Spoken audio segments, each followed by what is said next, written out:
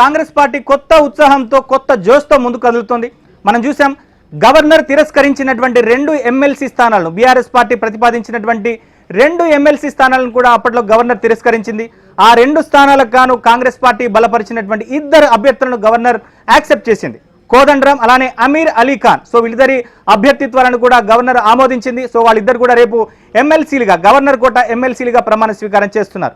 వాస్తవానికైతే ఈ 2 ఎమ్మెల్సీ స్థానాలు గత ప్రభుత్వం ఆ పార్టీకి సంబంధించిన అభ్యర్థులను బలపరిచింది, కానీ గవర్నర్ తిరస్కరించింది. ఇప్పుడు కాంగ్రెస్ పార్టీ బలపరిచినటువంటి అభ్యర్థులను గవర్నర్ యాక్సెప్ట్ చేసింది. అలానే 2 ఎమ్మెల్సీ స్థానాలు ఎమ్మెల్యే కోట ఎమ్మెల్సీ స్థానాలకు గాను ఒకటి బీఆర్ఎస్ పార్టీకి ఒకటి కాంగ్రెస్ పార్టీకి దక్కాల్సి ఉన్నప్పటికీ కూడా సో నోటిఫికేషన్ ఈ 2 స్థానాలకి ఒకేసారి వచ్చినటువంటి నేపథ్యంలో ఈ 2 స్థానాలు కూడా కాంగ్రెస్ పార్టీ ఖాతాలో పడిపోయాయి. కనీసం బీఆర్ఎస్ పార్టీ నామినేషన్లో కూడా అంటే అభ్యర్థిని బరిలోకి కూడా దింపినటువంటి దాఖలాలు లేవు. సో ఇక అసెంబ్లీ లోక్సభ ఎన్నికల ముందు జరుగుతున్నటువంటి రాజ్యసభ ఎన్నికలు అనేటువంటి తెలంగాణ రాజకీయాల్లో కొంత సంచలనాలకు వేదికగా అయ్యేటువంటి అవకాశాలు అయితే కనిపిస్తున్నాయి. సో ఆల్రెడీ రేవంత్ రెడ్డి తన వ్యూహానికి పదును పెట్టారు. సో ఇప్పటికే బీఆర్ఎస్ పార్టీకి సంబంధించినటువంటి ఎమ్మెల్యేలు వాళ్ళుగా వచ్చి రేవంత్ రెడ్డిని కూడా కలుస్తున్నారు. సో ఈ కలయిక అనేటువంటిది ఈ రాజ్యసభ ఎన్నికల్లో జరిగేటువంటి సంచలనానికి ఒక వేదికగా మారుతుందనేటువంటి చర్చ అయితే జరుగుతోంది. సో మొత్తం మీద ఒకే ఒక్క స్థానాన్ని బీఆర్ఎస్ పార్టీ దక్కించుకునేటువంటి అవకాశాలు ఆ పార్టీకి అవకాశం ఉంది. మరి బీఆర్ఎస్ పార్టీ ఆ స్థానాన్ని దక్కించుకుంటుందా? సో ఎల్లుండి అంటే 1వ తారీఖు కేసీఆర్ ఎమ్మెల్యేగా అసెంబ్లీలో ప్రమాణ స్వీకారం చేయబోతున్నారు. ఆయన తన రాజకీయ చతురతను ఈ రాజ్యసభ ఎన్నికల్లో ఆయన ప్రదర్శించబోతున్నారా, లేదా కాంగ్రెస్ పార్టీ బీఆర్ఎస్ పార్టీని ఈ ఎన్నికల్లో ఆత్మరక్షణలోకి నెట్టబోతుందా? అసలు బీఆర్ఎస్ పార్టీ ఆ ఒక్క సీట్ను దక్కించుకునేందుకు కాంగ్రెస్ పార్టీని ఎట్లా ఢీకొట్టబోతుంది? మా ప్రతినిధి నరసింహరావు బీఆర్ఎస్ కార్యాలయం దగ్గర ఉన్నారు. సో నరసింహరావు, బీఆర్ఎస్ పార్టీకి సంబంధించి కనుక చూస్తే సో ఈ ఎన్నిక రాజ్యసభ ఎన్నిక మాత్రం ఒక పెద్ద అగ్ని పరీక్షగానే మారుతోంది. సో సంఖ్యాబలాన్ని బట్టి కనుక చూస్తే బీఆర్ఎస్ పార్టీ ఒక స్థానాన్ని గెలుచుకునేటువంటి అవకాశం ఉంది. సో కానీ కాంగ్రెస్ పార్టీ చాలా వ్యూహాత్మకంగా అడుగులు వేస్తోంది.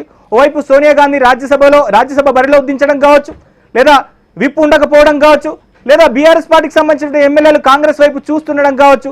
సెకండ్ ప్రియారిటీ ఓట్ ద్వారా కాంగ్రెస్ పార్టీ బలపరిచినటువంటి అభ్యర్థి గెలిచేటువంటి అవకాశాలు ఉండడం కావచ్చు. ఇవన్నీ కూడా కాంగ్రెస్ పార్టీకి అడ్వాంటేజ్గా ఉన్నాయి. మరి బీఆర్ఎస్ పార్టీకి ఉన్నటువంటి హోప్స్ ఏంటి? సో అభ్యర్థి ఎవరై ఉంటారు బరిలో దిగేటువంటి అభ్యర్థి?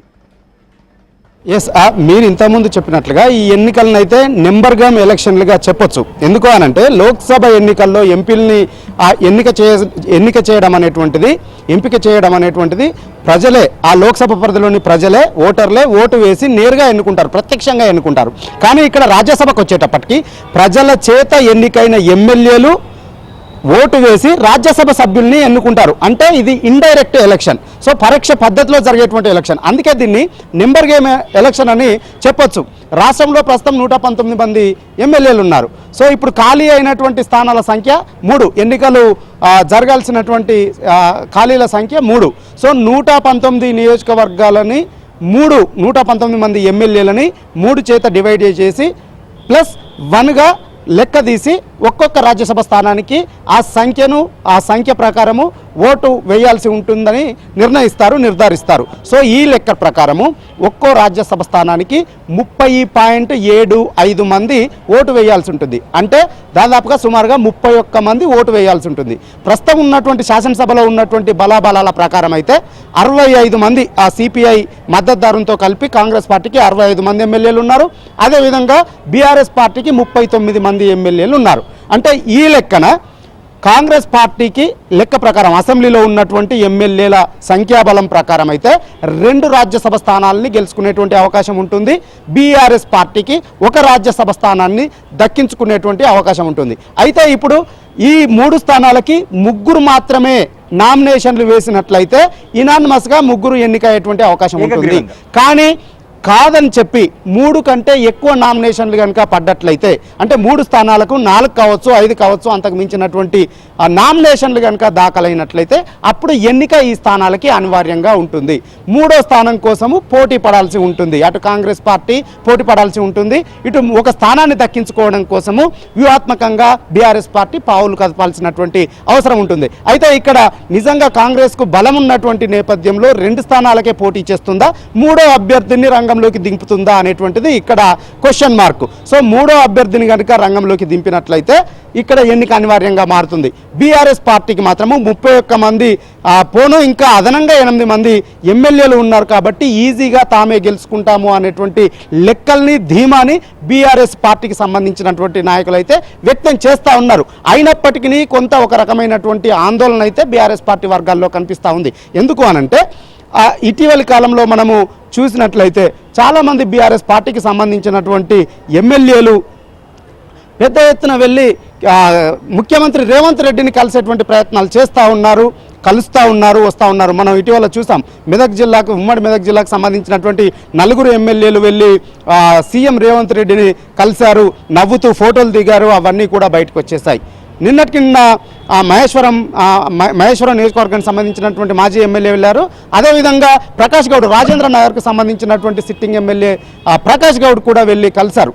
సో ఇప్పుడు కలిసినటువంటి వాళ్ళు 4-5 ఉన్నారు, కానీ ఇంకా వెళ్ళేందుకు కలిసేందుకు చాలామంది క్యూలో ఉన్నారు అనేటువంటి చర్చ అయితే విస్తృతంగా జరుగుతూ ఉంది. సో ఈ నేపథ్యంలో నిజంగా కాంగ్రెస్ పార్టీ కనుక మూడో అభ్యర్థిని కనుక పెట్టినట్లయితే ఓపెన్గా దాదాపుగా అంటే వీరు ఈ ఒక్క స్థానాన్ని కనుక కోల్పోయేటువంటి ప్రమాదం ఎప్పుడు ఉంటుంది బీఆర్ఎస్ పార్టీకి అని అంటే దాదాపుగా 20 మంది వాళ్లకు 31 మంది అంటే 65 మంది ఉన్నారు.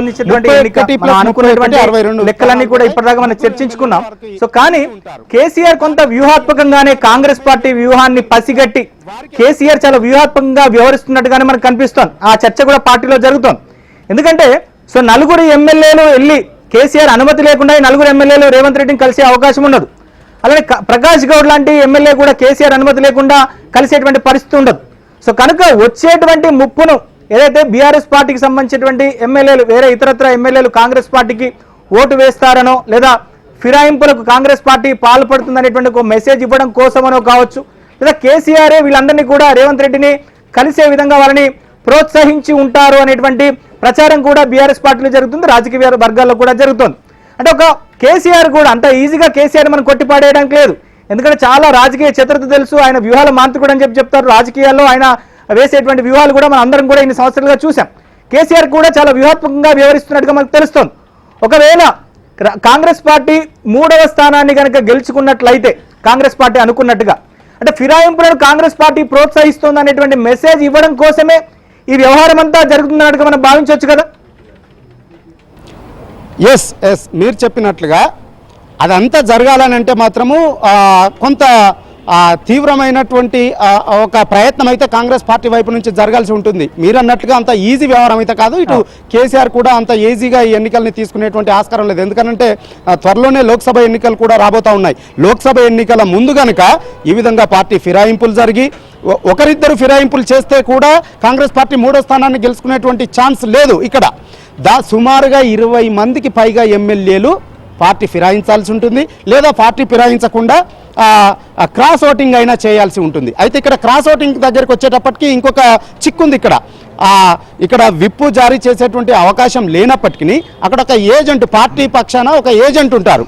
ఓటు హక్కును వినియోగించుకున్నటువంటి ఎమ్మెల్యే ఆ పార్టీ పక్షాన అక్కడ ఉన్నటువంటి ఏజెంట్ ఎవరైతే ఉన్నారో వారికి ఓటును చూపించాల్సి ఉంటుంది. అక్కడ క్రాస్ ఓటింగ్ కనుక చేసినట్లయితే వారు వెంటనే అభ్యంతరం చేసేటువంటి అవకాశం ఉంటుంది. డిస్క్వాలిఫై చేయాలని చెప్పి ఫిర్యాదు చేసేటువంటి ఛాన్స్ కూడా ఉంటుంది ఒకటి. సో ఇది కొంత ఇబ్బందికరంగా ఉంటుంది. ఇలాంటి పరిణామాలు జరిగేటప్పుడు చాలా వరకు ఏం జరుగుతుందని అంటే మనం గతంలో జరిగినటువంటి ఎన్నికల్ని కూడా ఒకసారి అబ్జర్వ్ చేసి పరిశీలన చేసినట్లయితే దాదాపుగా ఒక 4-5 స్థానాలు ఎమ్మెల్యేల సంఖ్య కనుక తక్కువగా ఉన్నట్లయితే వారిని ఆబ్సెంట్ చేసి 3వ స్థానాన్ని ఇట్లా గెలుచుకునేటువంటి అవకాశం ఉంటాయి ప్రత్యర్థి పార్టీలు. ఎవరైతే బీజేపీ పోలింగ్ లో పార్టిసిపేట్ చేయకపోయినా లేదా ఎంఐఎం కూడా పార్టిసిపేట్ చేయకపోయినా ఈ నెంబర్ అంతా కూడా తగ్గేటువంటి అవకాశాలు ఉంటాయి. సరే ఆ నెంబర్ల కూడా మనం పక్కన పెడితే సో బీఆర్ఎస్ పార్టీ నుంచి అసలు ఎవరు బరిలో ఉంటారన్న దాని మీద కొంత చర్చ జరుగుతోంది. ఎందుకంటే ఖాళీ అయినటువంటి 3 స్థానాలు కనుక చూస్తే ఒకటి బడుగుల లింగయ్య యాదవ్, ఆయన యాదవ్ కమ్యూనిటీకి సంబంధించినటువంటి బీసీ సామాజిక వర్గానికి సంబంధించిన వ్యక్తి. అలానే వద్దిరాజు రవిచంద్ర కాపు కమ్యూనిటీకి సంబంధించిన వ్యక్తి. సో ఆయనకు కేవలం 2 సంవత్సరాలు మాత్రమే అవకాశం ఉండింది. సో కేసీఆర్ ఆయనకు ప్రామిస్ చేశారు. సో ఈ 2 సంవత్సరాల టెన్యూర్ తర్వాత మళ్ళీ పొడిగిస్తాను లేదా మరోసారి ఆయనకు రాజ్యసభ అవకాశం ఇస్తానని చెప్పని కేసీఆర్ ప్రామిస్ చేశారు. ఆ ప్రామిస్ మేరకే ఆయన రాజ్యసభ స్థానాన్ని స్వీకరించారు. సో సంతోష్, జోగినపల్లి సంతోష్ కేసీఆర్ బంధు, ఆయన ఆల్రెడీ 6 సంవత్సరాలు సక్సెస్ఫుల్ గా రాజ్యసభ టెన్యూర్ ని కంప్లీట్ చేసుకున్నారు. సో ఇప్పుడు మళ్ళీ సంతోష్ రాజ్యసభకు పంపిస్తారా, లేదా వద్దిరాజు రవిచంద్రన్ ప్రామిస్ ఇచ్చారు కాబట్టి ఆ ప్రామిస్ మేరకు ఆయన మళ్ళీ కంటిన్యూ చేస్తారా, లేదా మరొక కొత్త వ్యక్తిని తీసుకొస్తారా అనే దాని మీద అయితే కొంత చర్చ జరుగుతోంది. సో ఎవరై ఉంటారు బీఆర్ఎస్ పార్టీ నుంచి బరిలో ఉండేటువంటి రాజ్యసభ అభ్యర్థి? ఎస్, ఇప్పుడు దీనిపైన కూడా ఒక ఆసక్తికరమైనటువంటి చర్చ అయితే పార్టీ వర్గాల్లో జరుగుతుంది. మీరు ఇంతకుముందు చెప్పినట్లుగా వద్దిరాజు రవిచంద్రకు కేవలం 2 సంవత్సరాలు మాత్రమే పనిచేసేటువంటి అవకాశం దక్కింది. ఎందుకనంటే బండా ప్రకాష్ ప్రస్తుతము కౌన్సిల్ డిప్యూటీ చైర్మన్ ఎవరైతే ఉన్నారో ఆయన ఫస్ట్ రాజ్యసభ సభ్యునిగా ఉండే, ఆయన్ని ఎమ్మెల్సీ చేసి డిప్యూటీ చైర్మన్ చేశారు కౌన్సిల్కి. ఆ స్థానంలో మళ్ళీ తిరిగి వద్దిరాజు రవిచంద్రను ఎంపీగా చేశారు. సో ఆయన 6 సంవత్సరాలు పూర్తి కాలం పనిచేయలేదు కాబట్టి తనకు మరొకసారి అవకాశం ఇవ్వాలని చెప్పి ఆయన కోరుతా ఉన్నారు. సో బీసీ యాదవ సామాజిక వర్గానికి సంబంధించినటువంటి వారిని బీసీని తనకు మరొక అవకాశం ఇవ్వాలని చెప్పి మరొక వైపు బడుగుల లింగయ్య యాదవ్ కూడా కోరుతా ఉన్నారు. ఇంకోవైపు ఆయనేమో స్వతహాగానే కేటీఆర్ కుటుంబ సభ్యులు, కేటీఆర్కి అత్యంత దగ్గరి బంధువు జోగినపల్లి సంతోష్ కుమార్. సో ఈ ముగ్గురులో మరొక అవకాశం ఎవరికి ఇస్తారనేటువంటిది మాత్రం ఇప్పుడు పార్టీలో ఆసక్తికరంగా మారింది. జోగినపల్లి సంతోష్కే మరొక అవకాశం దక్కొచ్చా అనేటువంటి చర్చ అయితే జరుగుతుంది. అయితే ఫస్ట్ నుంచి ఆయన రంగంలోకి దిగబోతా ఉన్నారు. తొంటి మార్పిడి చికిత్స తర్వాత ఇన్ని రోజుల పాటు విశ్రాంతి తీసుకున్నటువంటి కేసీఆర్ ఫిబ్రవరి 1వ తేదీన ఎల్లుండే ఆయన ఎమ్మెల్యేగా ప్రమాణ స్వీకారం చేయబోతా ఉన్నారు. ఇక వెంటనే రంగంలోకి దిగబోతున్నారు. పాలిటిక్స్ మీద ఫుల్ ఫోకస్ చేయబోతా ఉన్నారు. పార్టీ కార్యక్రమాలని కూడా ఆయన పర్యవేక్షించబోతా ఉన్నారు. సో ఆ తర్వాత ఇది స్వయంగా కేసీఆర్ నిర్ణయం తీసుకుంటారు కాబట్టి కేసీఆర్ ఏం నిర్ణయం తీసుకుంటారు అనేటువంటిది మాత్రము ఒక ఆసక్తి అయితే మారింది. అయితే జోగినపల్లి సంతోష్కే మరొక అవకాశం ఇవ్వచ్చు అనేటువంటి చర్చ జరుగుతూ ఉంది. ఎట్ ది సేమ్ టైం 2 సంవత్సరాలే అవకాశం దక్కింది కాబట్టి వద్దిరాజు రవిచంద్ర పేరును కూడా సీరియస్గా పరిశీలనలో ఉంది. ఖమ్మం జిల్లాలో ఆయన సేవలు కూడా అవసరం అంటే కాబట్టి ఆయనకు ఇచ్చేటువంటి ఆలోచన కూడా కేసీఆర్ సీరియస్గానే చేస్తున్నారనేటువంటి ఒక చర్చ అయితే జరుగుతూ ఉంది. ఏదేమైనా దీనిపైన మాత్రము మరికొద్ది రోజుల్లోనే ఒక క్లారిటీ వచ్చేటువంటి అవకాశం ఉంది. అప్పటి వరకు అయితే దీనిపైన కూడా ఒక ఉత్కంఠ కంటిన్యూ అయ్యేటువంటి ఛాన్స్ ఉంది. రైట్. సో మొత్తం మీద ఇది రాజ్యసభ రేసుకు సంబంధించిన అప్డేట్స్. మొత్తం మీద 3 స్థానాలకు గాను పోలింగ్ జరగబోతుంది వచ్చే నెల 27వ తారీఖున. సో సంఖ్యాబలాలను బట్టి కనుక చూస్తే కాంగ్రెస్ పార్టీ 2 స్థానాలు దక్కించుకునేటువంటి అవకాశం ఉంది. సో ఎంఐఎం బీజేపీ కనుక పోలింగ్లో పార్టిసిపేట్ చేయకపోతే ఈ నెంబర్ గేమ్ అంతా కూడా తారుమారయ్యేటువంటి అవకాశాలు ఉన్నాయి. సో ఒకవేళ విప్పు లేకపోవడం వల్ల కొంతమంది ఆత్మ ప్రబోధానుసారం కాంగ్రెస్ వైపు కదులుతారా, మరోవైపు సెకండ్ ప్రియారిటీ ఓట్ల ద్వారా ఆ మిగిలినటువంటి 3వ స్థానాన్ని బీఆర్ఎస్కు గెలుచుకునేటువంటి 3వ స్థానాన్ని కూడా కాంగ్రెస్ పార్టీ తన ఖాతాలో వేసుకుంటుందా అనేటువంటిది మాత్రం కొంత రాజకీయంగా చర్చ